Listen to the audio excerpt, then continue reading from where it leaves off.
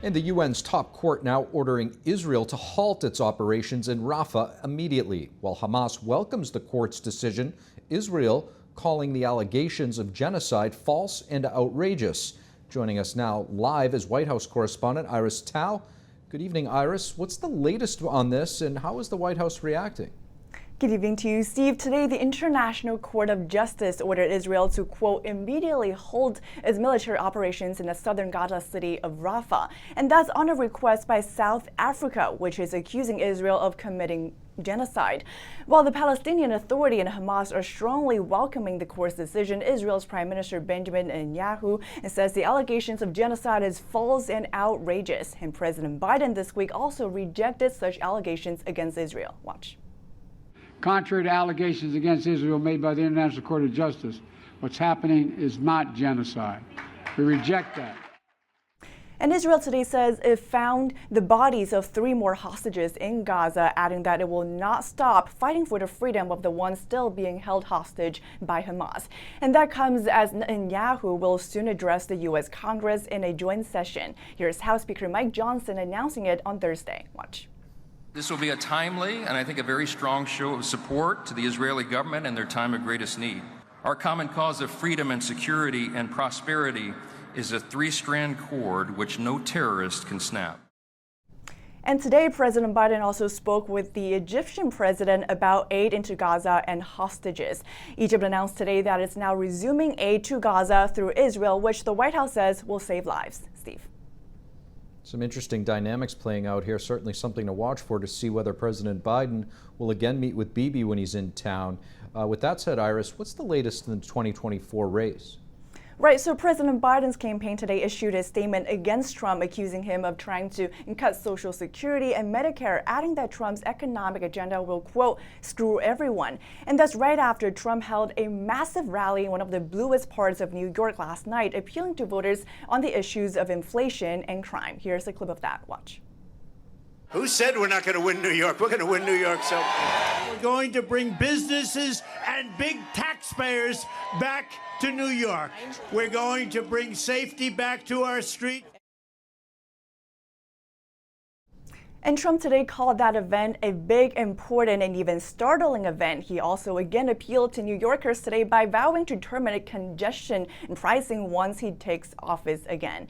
And this weekend, Trump will be speaking at the Libertarian Party convention in Washington, D.C., while President Biden will be speaking on Saturday at the commencement ceremony at West Point. Steve.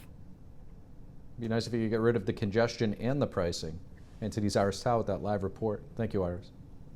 And the Libertarian Party is holding its 2024 National Convention in Washington, D.C. as we speak. This will be happening during the next 3 days as Libertarians will gather to pick their presidential candidate. Today's keynote speaker is presidential candidate Robert F. Kennedy Jr., who's speaking live right now at the convention. Let's tune in for a moment as he speaks. And they were subsumed in that orthodoxy. And now things are changing. Tens of millions of Americans are waking up to the fact that they were lied to the fact that they were manipulated, that they were gaslit.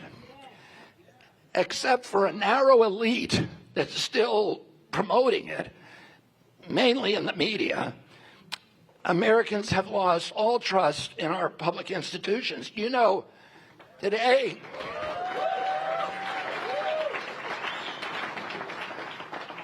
about 2 months ago, the CDC made an official recommendation for the 9th COVID booster.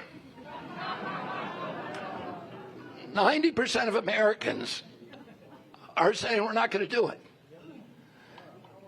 Do you want a government that is telling you you can't go to work unless you submit to that? No. That's what they did to us 2 years ago. And now most Americans are realizing, are losing their faith in those institutions, and with good reason. And I'm going to restore faith in those institutions. I'm not going to do it by telling people you ought to be censored, you ought to believe in it. I'm going to do it by making them tell the truth and giving us good science and changing the corrupt cultures that have put them under the control of corporations. The President of the United States is more than just a legal authority. Occupying the bully pulpit, he sets an example for the nation, for good or for ill. So I want to tell you the kind of example that I'm going to set for America. Yes, I'm going to uphold the Constitution and protect every freedom in the Bill of Rights. I'll also strive to represent the principle that animates those freedoms. And I believe this is the same principle that lies at the heart of the libertarian philosophy. It's the principle of respect. It is the respect for each individual as a full and sovereign being. Think about it. Censorship, for example, is just another form of disrespect. It says, I'm going to decide which kind of information you should and shouldn't hear. I'm going to protect you from dangerous thoughts. I'm going to protect you from subversive information. It's patronizing, right? All of our cherished rights embody respect for the individual. That's why we uphold equality under the law. No one is to be locked up arbitrarily. No one is to be deprived.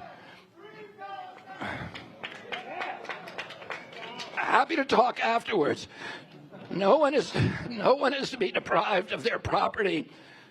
No one's to be subjected to humiliating searches without reasonable suspicion of having committed a crime. No one's to be prevented from worshiping God in the manner that they believe. Why is that? Because I respect your right to explore.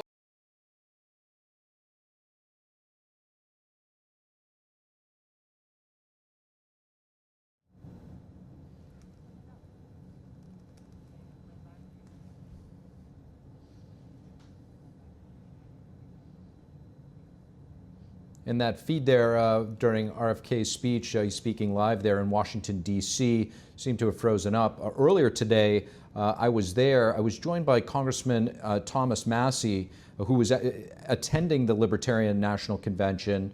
Massie just won his own Republican primary in Kentucky. We had a chance to sit down with him to discuss this year's election. Here's a look.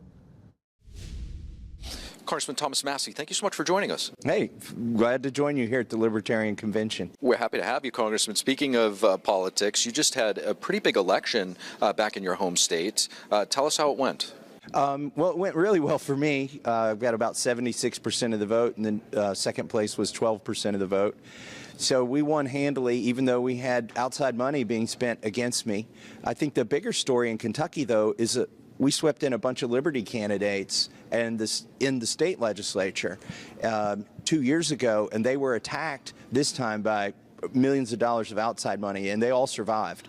So Liberty is strong and alive in Kentucky. Speaking of Liberty, we're here at the Libertarian Convention. It's really fascinating stuff that's taking place down there. What brings you here today?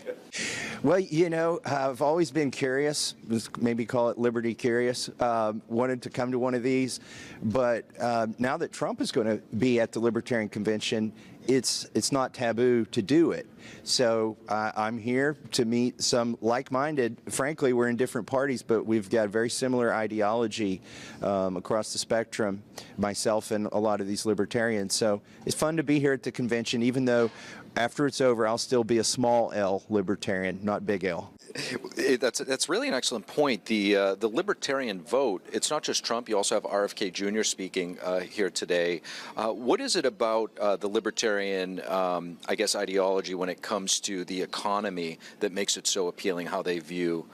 Well, you can either have central planning or you can have free markets.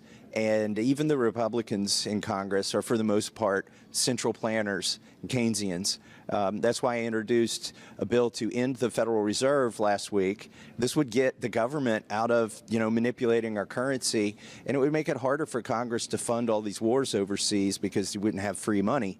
So, that's one example of where libertarian ideology, frankly, it's just Republican ideology if they would follow their principles in some part, which is smaller government. I guess Republicans are for smaller government, libertarians are for government even smaller than that, and the Democrats want to grow it as big as they can. Speaking of which, you've expressed concern over our national debt. Are we at a point right now where our debt becomes a national security issue? I think we are. You know, for years I've wondered, how do we keep it going? Why hasn't it crashed yet?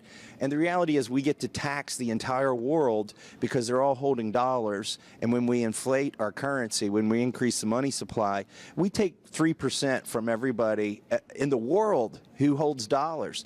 We can keep that music going as long as the dollar is the reserve currency. But, you know, alternate forms of currency like, for instance, Bitcoin or gold or BRICS, they're threatening that regime, you know, the sort of system that we've been operating under globally. And if the dollar's no longer the world's reserve currency, we're not going to be able to do that hat trick to the rest of the world. It will only work on Americans who are holding dollars, and we'll see rampant inflation. So I am worried we're getting close to that point. We see when we go out and put our treasury bonds up for bid that these other sovereign funds want a higher interest rate. So there's a question of is the Fed really in control of interest rates? If they wanted to lower interest rates, could they? I'm not sure they can. Congressman, lastly, I know you're busy.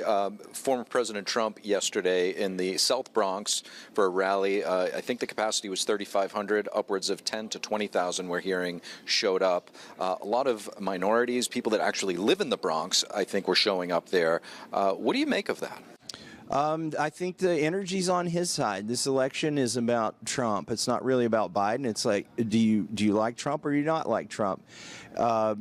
There's a lot of populism there, which also overlaps sometimes with libertarianism, depending on what the populace wants at any given point. But clearly the population is upset with the rampant inflation that we have right now. Everybody's suffering from it, and so they're ready for a change. And, Trump, let's face it, the economy was doing a lot better under Trump than it's doing under Biden, especially our monetary policy. Congressman Thomas Massie, thank you so much. Thank you. Thank you for watching the Capitol Report. If you want to see our full broadcast, check us out at epochtv.com.